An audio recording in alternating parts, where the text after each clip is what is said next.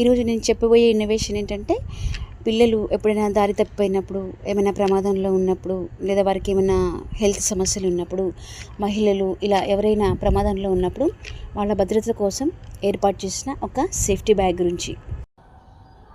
ఒక తల్లి తన బిడ్డని స్కూల్కి పంపేటప్పుడు రాత్రి ఒంటరిగా అట్లా వెళ్తున్నప్పుడు వాళ్ళ ఇంటికి చేరే లోపల ఎన్నో ప్రమాదాలు నిత్యం జరుగుతుంటాయి. వాటిని ఊహించలేం కూడా. ఎవరిని నమ్మాలో ఎవరిని నమ్మకూడదో తెలియని పరిస్థితుల్లో ఉంటాం. ఈ భయాలన్నింటికి చిన్న పరిష్కారం చూపించడానికే చిన్న ఆవిష్కరణ చేశారు. అదే GPS tracking safety bag with buzzer.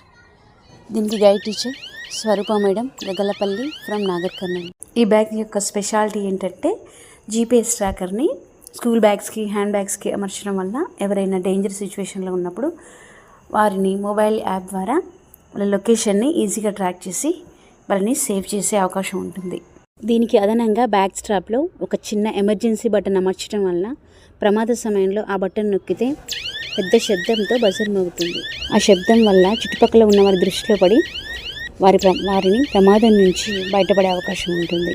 చిన్న పరికరం తల్లిదండ్రులకి భరోసాని ఇస్తుంది, చిన్నారికి ధైర్యాన్ని ఇస్తుంది, అలాగే మహిళల రక్షణకి హెల్ప్ అవుతుంది.